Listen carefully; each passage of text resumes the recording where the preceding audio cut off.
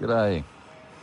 Thought I'd go for a quiet walk in on Sunday afternoon. It's 10 to 6, and I've forgotten that all the churches ring their bells around this time here in Siena and everywhere else, it seems, in Italy, as well as everybody else going for their walk. But I thought I'd find a nice quiet place, and all I'm hearing now is the church bell. It's beautiful, don't get me wrong, it's beautiful. But I thought I'd find somewhere nice like this and just sit and reflect on life. For those that don't know, I've chosen to finally stop full-time work, and which I did literally the Friday before I hopped on a plane to come over here. After 42 good years with a beautiful lady, and 5 years having passed since then,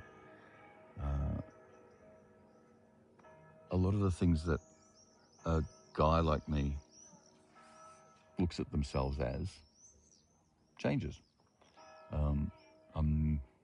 My role as a husband, father, my kids are grown up and they're self-sufficient. It's beautiful. Work seems to be chugging along, and I've got a good team, or had a good team. I've got to start getting used to that. And I sat down one day and started thinking about what retirement would look like, because my tolerance for corporate life was dropping pretty quickly, I've got to say. And I thought I have to make some decisions, and one of them was forcing myself to book this trip back in August, and knowing that it was going to happen. And so I had a runway to go to fix up what I needed to do with my work, hand over to my team to other people. It was a lot more complicated because of a lot of restructures, but I won't go into that. And so the question begs itself, what's next? Which is really what I'm using these 3 months to figure out to do. Now, it's not maudlin, okay? It's not maudlin. I've lived a very fortunate life, and I feel very lucky that my family are healthy, and that the things Deb and I, and now myself, strove to do, we've sort of done it. Those productive years of life. So big tick nuns, off we go. But I sat down and looked at my retirement planning, and I realised that at 66 going on 67, you've only got so many healthy years left. And if you identify yourself as a father, a partner, an employee, those sorts of things, they all come to an end when you're not needed the way you were. You're always needed, I hope, but life has to move on. And so the question becomes, how many healthy years do you have left to actually enjoy the life that you've worked all your life to do? And I found out that in Australia, at least, that healthy lifespan, not lifespan, is at 71. So that's coming up to 4 years for me. I thought, if I'm in my senior years, as it seems to be, although I'm still in denial about it, then I'd better get on with it. And so here I am on a Sunday, sitting in what looks like a common space, common area, where people in the local part of this town in Siena are meeting and having their dogs play and going to church and doing what the locals do. There's another person just moved in over there, down around the corner, and sitting and doing exactly the same thing as me, sitting and watching the world go by, which is lovely. So what am I using these 3 months to do, and where do I end up? I don't know. I honestly don't know. But it's kind of learning to let go. It really is. And then if you've if you've had to let go that identity that we spoke about, all those identities, who are you? Look, I'm becoming Italian. And I don't know yet. People I speak to simply say, do what makes your heart sing. And when what made your heart sing was achieving goals and chasing things and being in a constant um, rush to achieve, I guess, then sitting working out what's for you is challenging, to say the least. So I've been doing a lot of journaling, and as you can see, I'm using Facebook pretty much as my travel journal at the moment.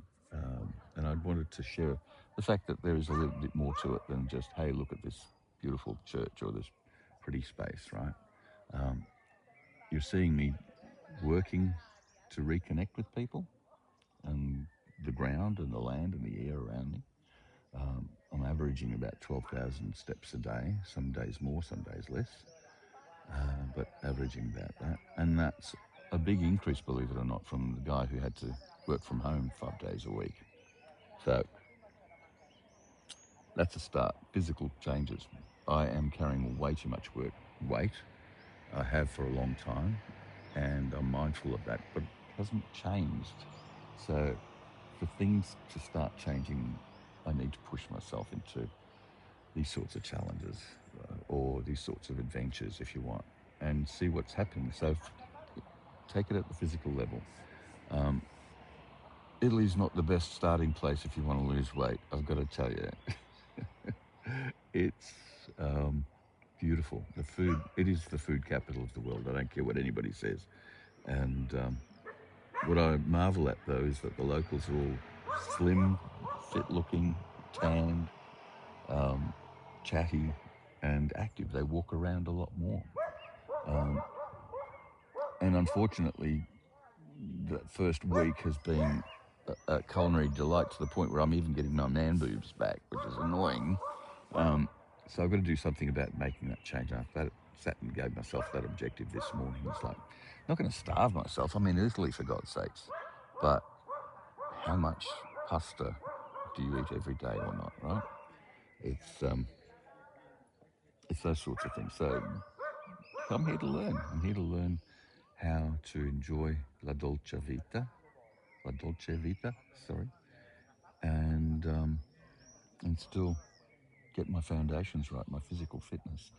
I have sleep apnea, so if I don't use that machine, which annoys the crap out of me, I find sleep becomes a problem, becomes a bit of a vicious circle. So there are these habits, poor habits, built up over many years that now is an opportunity to grow past. I don't say deny myself, but, have a salad with you before your pasta. That's all. Fill yourself up. Leave the plate a little empty. All of this is nothing rocket science. But when you've had the habits I've had and been by yourself for as long as I have, working ridiculous hours and not having a structure, you sit down and you think, well, how do I build a structure again? And especially when you've, had that discipline, I'll hit the fridge at 11 o'clock at night because you've been pushing the silly hours. So I think that's the first point, is just what are my foundations, my physical health, my emotional health, and my sense of connection with people. So I'm trying to do all of that by having fun, going out and living. It would be so cool to travel the world, meet people like this, chat to you, and share what I'm learning about redefining life again. And that's what I'm hoping to do. So wish me luck. I'll keep you posted. You know to do that. I can't help it. But it's like I'm having a conversation with you guys as I'm going along, which is good for me. And I do mean that. And gives me the confidence to go out and say hello to people. People I wouldn't normally chat to in a busy day, right? Yep, I'll leave it at that for now. I'm going to sit and watch the world go by, or not go by, because it's just sitting here with all the swallows. They have swallows swirling everywhere here. It's beautiful. And I'm going to go take it in. So I'll chat to you soon.